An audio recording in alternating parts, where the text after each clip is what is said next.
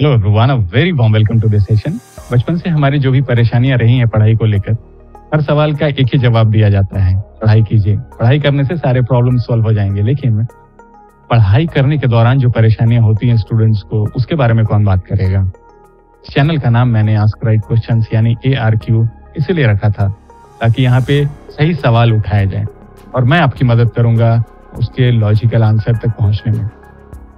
सबसे बड़ी परेशानी ये होती है सिविल सर्विसेज एग्जामिनेशन के प्रिपरेशन में कि लोगों ने बहुत ज़्यादा अपना इन्वेस्टमेंट किया है, बहुत समय लगाया है और भी बहुत चीज़ें दांव पर लगी होती हैं।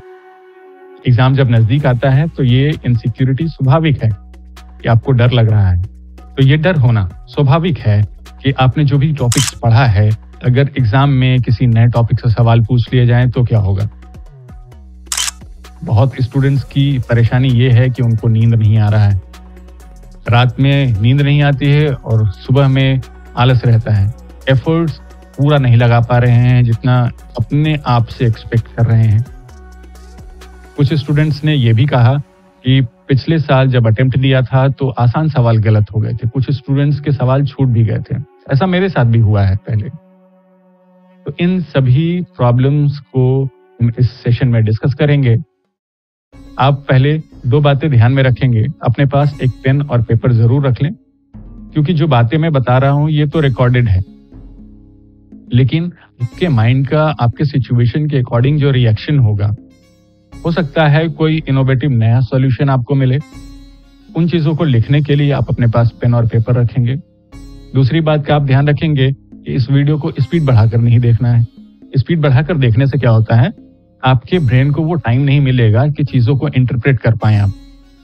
सिर्फ मैं जो बोल रहा हूं वो आप सुन लेंगे, सारे वर्ड्स आपको पता होंगे, लेकिन उसके पीछे का लॉजिक क्या है, इम्प्लीमेंटेशन कैसे करना है, इन चीजों को सोचने के लिए भी थोड़ा अपने माइंड को रिलैक्स होकर इस वीडियो को सुनेंगे आप।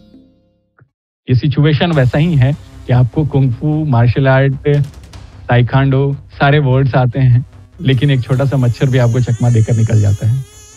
तो ऐसा सिचुएशन ना आए। जो भी सॉल्यूशंस आप फेस करें, मेरा ये वीडियो, मेरी एडवाइस आपको कहीं ना कहीं ज़रूर मदद करेगी सिचुएशंस को टैकल करने में। जब आप ज़्यादा परेशान होंगे, प्रेशर बिल्डअप होगा प्रिपरेशन के दौरान, तो ये चीज़ें आपको ज़रूर मदद करेगी, ये मेरा भरोसा है। सबसे पहले अपने परसेप्शन को चेंज करें। कोई भी समय वेस्ट नहीं जाए, इसके लिए आपके पास टेक्नोलॉजी है। आप कहीं ट्रैवल कर रहे हैं, समय कम है आपके पास, बुक्स कैरी नहीं कर सकते हैं, तो अपना फ़ोन अपने पास रखते हैं आप। ऐसे टॉपिक्स, फैक्ट्स जो आपने पढ़ा था, याद किया था, उसके फ़ोटोज़ खींच लें ताकि आप रिवाइज़ कर सकें उन चीज़ों को। कहीं पे भी रहेंगे, फ़ोन तो आपके पास रहता ही है, वहाँ से रिवाइज़ कर सकते हैं। जो भी एस्पिरेंट्स एग्ज़ाम में अपीयर होंगे 25 मई को, मोस्टली दो कैटेगरी के स्टूडेंट्स हैं। एक जिन्होंने पूरे साल कंटिन्यूसली पढ़ाई की है, उनके पास इनफ मटेरियल है रिवाइज करने के लिए। दूसरे कैटेगरी के स्टूडेंट्स ऐसे हैं जिनके पास समय की कमी थी, किसी न किसी वजह से कंटिन्यूसली वो पढ़ाई नहीं कर पाए, उनका फ्लो ब्रेक हुआ है।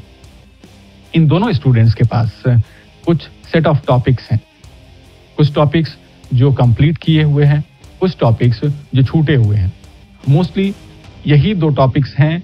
इन टॉपिक्स का शेयर अलग हो सकता है स्टूडेंट्स के बीच में, किसी के पास पढ़े हुए टॉपिक्स ज़्यादा होंगे, किसी के पास छूटा हुआ टॉपिक ज़्यादा होगा। तो जो आपका पढ़ा हुआ टॉपिक है उसके लिए दोबारा टेक्स्ट बुक पढ़ने की ज़रूरत नहीं है। मेरा एडवाइस ये है कि आप क्वेश्चन सॉल्व करना शुरू करें, क्योंकि ये टाइम अब अपने ब्रेन को ट्रेन करने का है ताकि वो डिलीवर कर सकें। आपने बहुत पढ़ाई कर ली है, अपने आप पे भरोसा रखें। इस प्रिपरेशन फेज में there will be a point जब आपको डर लगेगा कि हम रिवीजन छोड़ के, अपना टेक्स्ट बुक छोड़ के क्वेश्चन सॉल्व कर रहे हैं, कहीं हमारा सिलेबस छूट ना जाए।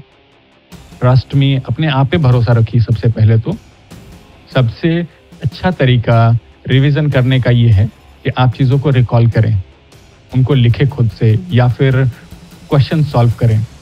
आपने बहुत पढ़ाई की है, अपने आप पे भरोसा रखिए, आपका ब्रेन आपका साथ जरूर देगा। और जो टॉपिक्स रह गए हैं उनके लिए आप शॉर्ट नोट्स, माइंड मैप्स या फिर यूट्यूब चैनल से ऐसे टॉपिक्स को सर्च करें जो विजुअल्स के साथ आप रिवाइज कर पाएं। हो सकता है टेक्स्ट बुक से बेहतर एक्सप्लेनेशन आपको ऑनलाइन मिल जाए। अब बात करते हैं कैलेंडर प्लानिंग की। तो जैसे जैसे एग्जाम नजदीक आएगा, आप बहुत इनोवेटिव तरीके से नए नए शेड्यूल्स तैयार करेंगे। हर दिन का नया शेड्यूल होगा। लेकिन क्या आपने कभी किसी एथलीट को रनिंग करते वक्त घड़ी की तरफ देखते हुए देखा है? फिर आप क्यों देख रहे हैं?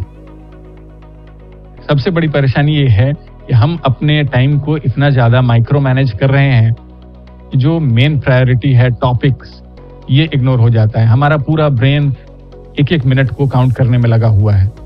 अभी से बीतने वाला हर दिन आपको एक एक मिनट का एहसास करवाएगा। तो मिनट्स को, आवर्स को काउंट करना छोड़ दीजिए, टॉपिक्स के ऊपर ध्यान दीजिए। जनरली लोग दो तरह के शेड्यूल्स बनाते हैं। एक डेली बेसिस पे बनाते हैं, जो मैंने बताया, आपको आवरली बेसिस पे अपने आप को ट्रैक करने की जरूरत नहीं है। वीकली टारगेट्स जो स्टूडेंट्स बनाते हैं, इसमें एक दिन में अगर आप एक सब्जेक्ट पढ़ते हैं तो इसमें परेशानी ये आती है कि जो टॉपिक का रेपिटेशन होगा ये कम होगा। आपको जो आपने मंडे को पढ़ा है, नेक्स्ट मंडे को वो टॉपिक आएगा, तो आपका पढ़ा हुआ टॉपिक के बीच में जो गैप है ये बढ़ जाएगा। कुछ स्टूडेंट्स इसमें ऐसा करते हैं कि एक दिन में 2 सब्जेक्ट्स को कवर करते हैं। मेरी एडवाइस यही है कि आप एक दिन में 2 सब्जेक्ट्स को कवर करें और एक स्लॉट अपने लिए सीसैट के लिए खाली रखें। सिर्फ आपको इसमें यह ध्यान रखना है कि एक दिन में आप कोई भी सब्जेक्ट कंप्लीट नहीं कर सकते हैं। तो अगर कहीं टेम्पटेशन आता है, ये लगता है कि आज छोड़ देते हैं, आज पूरा दिन उसी सब्जेक्ट को देंगे और खत्म कर लेंगे, ऐसा बिल्कुल मत कीजिएगा। आपका शेड्यूल ब्रेक होगा और वापस से आप उसी मोड में चले जाएंगे जैसा आपने पूरे साल पढ़ाई की है। आपको पता भी नहीं चलेगा आपके ब्रेन ने आपको कब ट्रिक किया और आप अपने नेचुरल बिहेवियर में शिफ्ट कर गए। ऐसा कहते हैं ना, नेचर और सिग्नेचर बदलना मुश्किल होता है। तो डिसिप्लिन इज द ओनली की। सेल्फ डिसिप्लिन बना के रखिए। जो शेड्यूल, वीकली टारगेट्स अपने लिए आपने बनाया है, इसको बहुत डिसिप्लिन तरीके से आपको फॉलो करना होगा।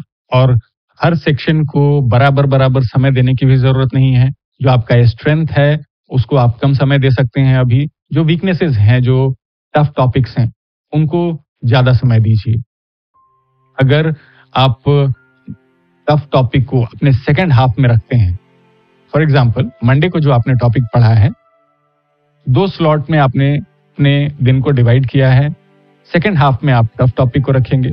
अगले दिन ट्यूसडे को ये टफ पार्ट आप इनकॉर्पोरेट करेंगे 1 घंटे के लिए। इस सब्जेक्ट से रिलेटेड जो भी फैक्ट्स और कॉन्सेप्ट्स हैं उसको फटाफट रिवाइज करेंगे। फिर अपना ट्यूसडे का शेड्यूल फॉलो करेंगे। इसी तरह वेडनेसडे के दिन सेकेंड हाफ में आप टफ टॉपिक को रखेंगे और वेडनेसडे को वो 1 घंटे का स्लॉट आपका रिवीजन का होगा। इस तरह से साइकिल चलेगा तो नंबर ऑफ रेपिटेशंस भी बढ़ेंगे। अब सबसे इंपॉर्टेंट बात जो मैं आपको बताना चाहता हूं वो ये है कि आप हर सेक्शन के लिए, हर सब्जेक्ट के लिए एक सेपरेट शीट बनाकर रखें और इसमें आपको वो टॉपिक्स लिखने हैं जो भी आपने पढ़ लिया है। आपको दिन नहीं काउंट करना है, आवर्स नहीं काउंट करने हैं, आपको टॉपिक्स काउंट करना है। जो शीट आप बनाएंगे इसमें हर सब्जेक्ट से रिलेटेड वो टॉपिक्स होंगे जो आपने पढ़ लिया है और इसमें फिर टिक लगाते जाएंगे। जितनी बार रिवाइज करेंगे इस टॉपिक को उतना टिक लगाएंगे, तो आपके अंदर वो कॉन्फिडेंस भी आएगा कि आपने इतने टॉपिक्स को कंप्लीट किया है इस सब्जेक्ट से, और नंबर ऑफ रिविजन भी आपको पता होंगे कि आपने कितनी बार उनको रिवाइज कर लिया है। अगर आपको ये परेशानी है कि टॉपिक्स कहाँ से निकालें, तो प्रीवियस ईयर क्वेश्चंस में जो सेक्शंस बटे होते हैं टॉपिक्स के, सब्जेक्ट्स के अकॉर्डिंग, उस बुक को रेफर कीजिए, वहां से टॉपिक्स निकालिए और उस टॉपिक को रिवाइज करना शुरू कीजिए। सबके लिए, हर स्टूडेंट्स के लिए कुछ ऐसे टॉपिक्स होते हैं जो बहुत टफ होते हैं। आप कितना भी एफर्ट लगा लें, कितनी भी पढ़ाई कर लें, उस टॉपिक में आपको कॉन्फिडेंस नहीं आएगा।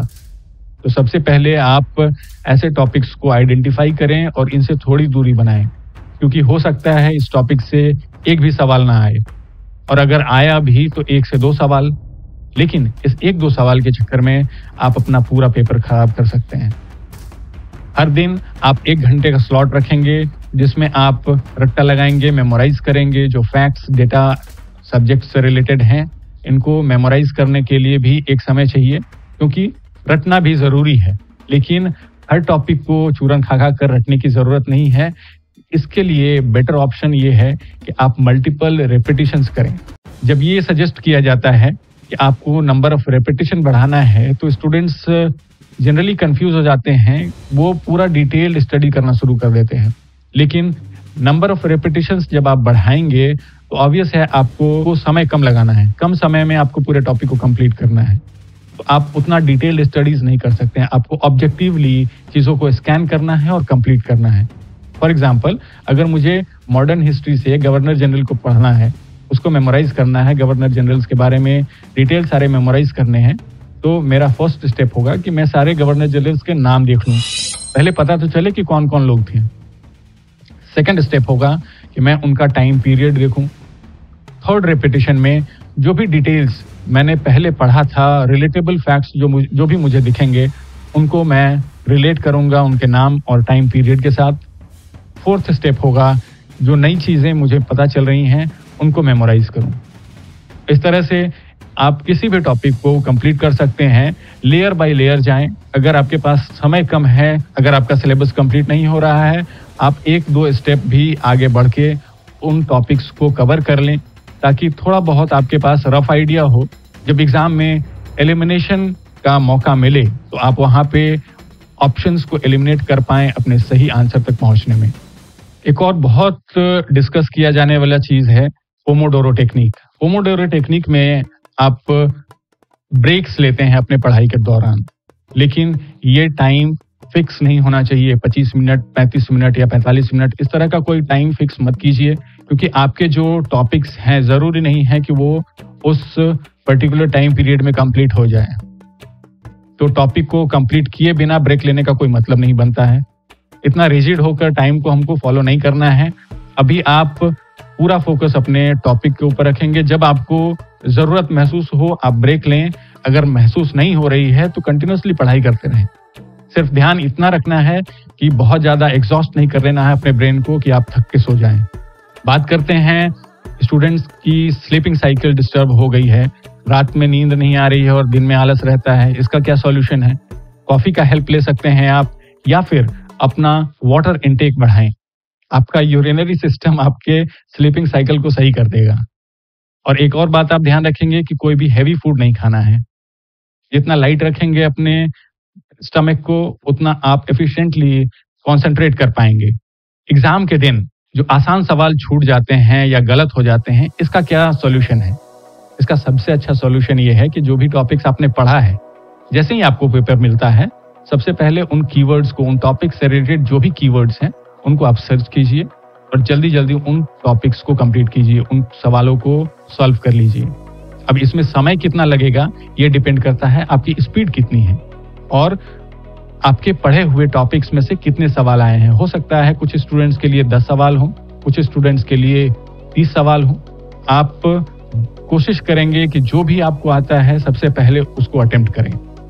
बोनस टिप्स करंट अफेयर्स के लिए यह है कि आपके पास अगर नोट्स है तो नोट्स को रिवाइज कीजिए, अगर नोट्स अवेलेबल नहीं है तो सिर्फ MCQ सॉल्व कीजिए। कोचिंग इंस्टीट्यूट्स के जो भी मॉक पेपर्स हैं करंट अफेयर्स के, उनको सॉल्व कीजिए और अपने ब्रेन को ट्रेन कीजिए, ताकि एग्जाम में अगर कोई नया टॉपिक आता है तो उसको कैसे इंटरप्रेट करना है और कैसे सॉल्व करना है, कम से कम इसके लिए अपने ब्रेन को तैयार रखें, क्योंकि नए सवाल आएंगे, इसमें कोई डाउट नहीं है। 100% कवरेज किसी का नहीं हो पाता है, आज तक किसी ने नहीं किया है। आपको अपने लॉजिक्स लगाने ही पड़ेंगे क्वेश्चंस को सॉल्व करने के लिए, एक सही आंसर तक पहुंचने के लिए। अगर आपके कोई और डाउट्स हैं, फटाफट पूछ लीजिए कमेंट सेक्शन में और पूरी ताकत के साथ लग जाइए एग्जाम में। My best wishes are with you. अगर आपको वीडियो अच्छा लगा है तो ऑब्वियसली आप शेयर नहीं करेंगे, क्योंकि क्यों फालतू में कॉम्पिटिशन्स बढ़ाना। Have a good day and best of luck.